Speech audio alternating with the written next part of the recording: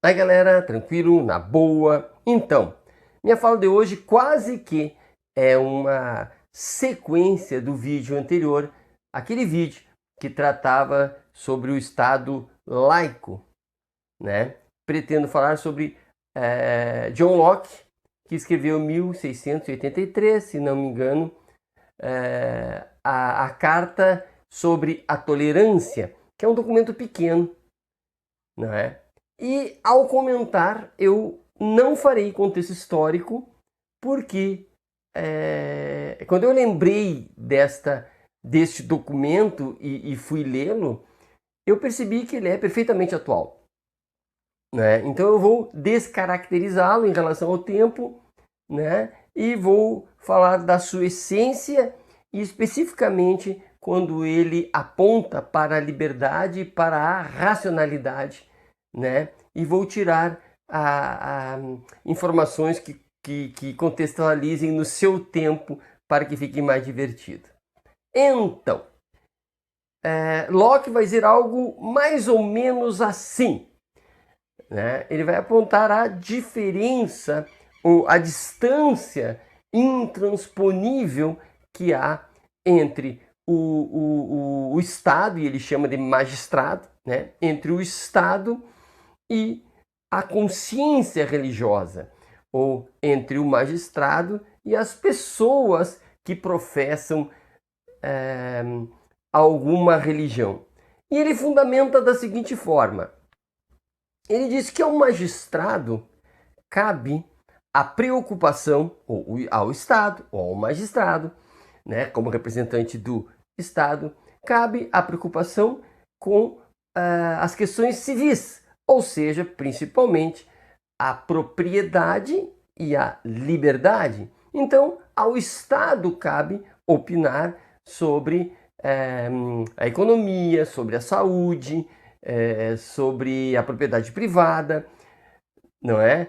Os direitos de ir e vir das pessoas, ou seja, cabe ao Estado, por evidente, diz ele, tratar destas questões, a tal ponto que, se o cidadão cometer alguma ilicitude e o Estado pensa em puni-lo, é evidente que o Estado só poderá se reportar, por questão de objetividade, só poderá se reportar esses bens, ou seja, vai tirar a liberdade da pessoa, uma prisão, poderá tirar os seus bens, ou seja, o Estado agirá sobre o seu corpo ou sobre seus bens, o que traz à luz, vamos dizer assim, a mundanidade do Estado. O Estado é criado por homens para que a propriedade e a liberdade sejam mantidas por esse Estado. Portanto, a questão corpórea, ou seja, o Estado se preocupa com o corpo, né, das pessoas. Por quê? Porque quando ele vai punir, pune corpos, prendendo ou as suas propriedades. Ora, tranquilo. Por outro lado, a religião vai tratar do quê? Da espiritualidade. Portanto, é um processo oposto. De um outro lado está a racionalidade religiosa, que vai levar as pessoas, não é, a um comportamento ético de salvação, né? E salvação post-mortem. Então, já aqui, Locke vai trazer vai fazer uma separação, vamos dizer assim, uma separação lógica, uma separação racional entre o Estado e as questões religiosas.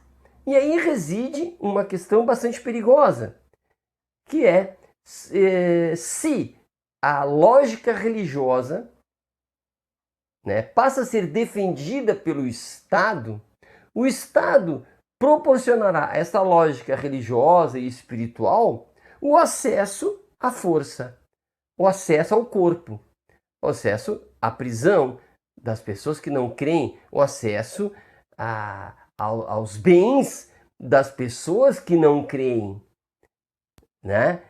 Portanto, aproximar uma lógica religiosa espiritual da lógica do Estado é um contrassenso.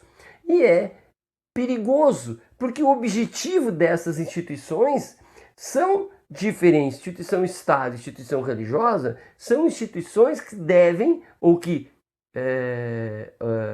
devem, enfim, se preocupar com objetivos diferentes. Uma é corpóreo, material, e pune corpos, ou garante a liberdade de corpos, e de outro lado, uma lógica espiritual que deverá garantir a saúde espiritual e uma liberdade espiritual. Portanto, só poderá alguém praticar a determinada religião, ser cooptado por determinada religião, né, sem força estatal, sem força civil, ou seja, pela compreensão, pela discussão, pela troca de informações, enfim, pelo convencimento. O Estado age pela lei, pela norma, podendo usar da força, e a questão espiritual vai utilizar-se, portanto, do diálogo e do convencimento. Uma conversa, a questão espiritual é uma conversa com uma consciência livre, uma pessoa com a consciência livre e que livremente, ao aceitar aquela proposta de cunho religioso, passará a segui-la.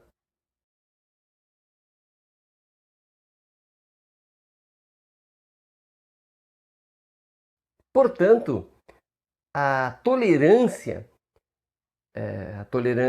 às mais diversas expressões religiosas, a tolerância, ela poderá ser dita como ausência de força. Então, tolerar as outras expressões religiosas significa não violentá-las, não forçá-las, não agredi-las, a tal ponto que elas se manifestem livremente.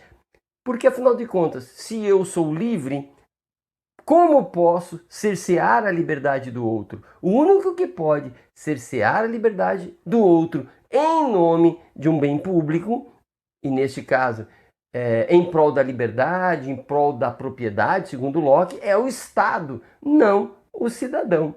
E chega a ser interessante quando ele chega a dizer, a conceituar a igreja.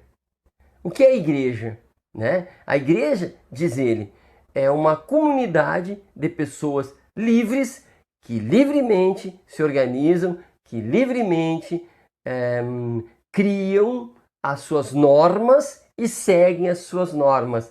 E ele chega a dizer que as pessoas entram livremente nessa religião, nessa comunidade, e saem livremente, a tal ponto que, se alguém tiver que ser desmembrado, se alguém tiver que deixar de ser membro dessa comunidade, expulso, né, ele deverá sair sem ser ofendido, com tranquilidade, e que não haja nenhuma consequência sobre o seu patrimônio, né, seu patrimônio moral, sobre o seu patrimônio físico, né. Então percebam que a tolerância, né, em primeiro lugar, é o respeito à liberdade de ir e de vir, inclusive ir e de vir em relação à sua consciência. Eu posso conscientemente ir ao encontro de uma comunidade religiosa e vir.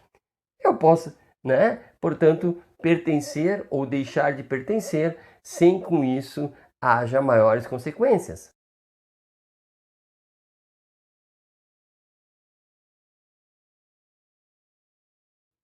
Percebam, portanto, que quando nós falamos em consciências que se comunicam, que passam a crer em determinados valores morais e éticos e religiosos, há entre elas respeito, fraternidade e a manutenção da liberdade pela escolha sempre livre de manter-se naquela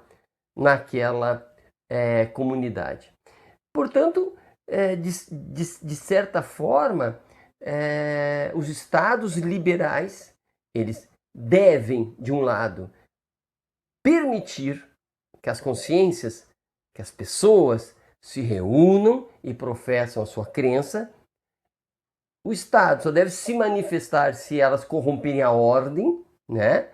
O aspecto público da ordem. E, por outro lado, o Estado deve manter-se atento para que ele não seja cooptado por essas forças, por essas ideologias que devem livremente existir, mas que elas tendem a se manterem coesas e, portanto, tendem a acumular poder, né? Quanto mais adeptos, maior quantidade de poder elas têm e, portanto, esses grupos que acreditam ter uma verdade tendem a impor essa verdade.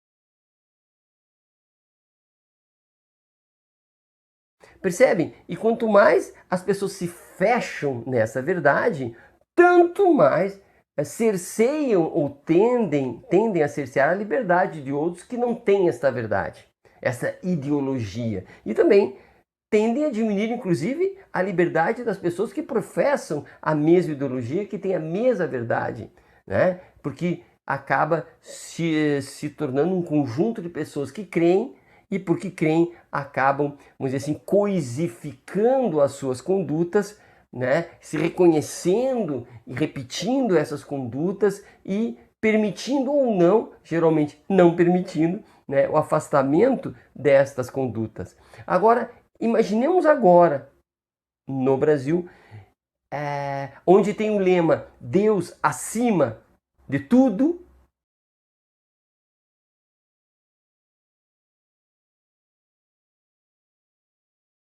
Portanto, temos uma ideologia que já está, vamos dizer assim, tomando conta do Estado, aonde existe uma verdade, e esta verdade, como vemos acontecendo por aí, né, não pode ser contestada, é uma verdade que, ao assumir ou se aproximar ou assumir do Estado, acaba se tornando aquilo que o Locke já ficava preocupado, acaba se tornando violenta.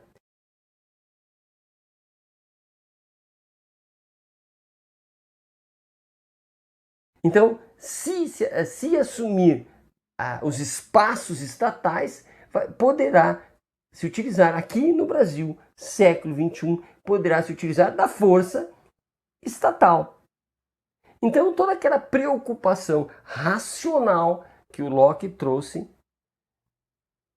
onde ele apresentava um Estado preocupado com as coisas mundanas, com as propriedades, com as questões civis, né?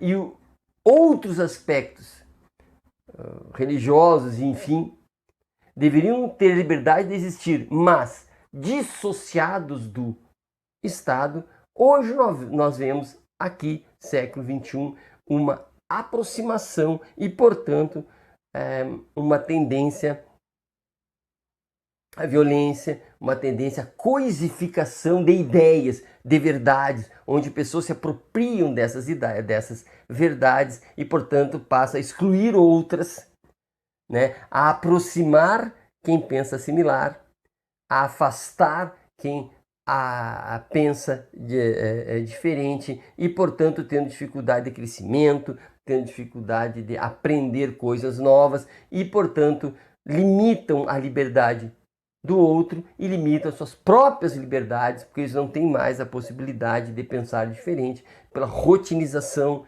da sua forma de pensar, a rotinização da sua forma de compreender o mundo, porque tem crença, porque tem fé numa perspectiva só, tendo dificuldade de observar as outras.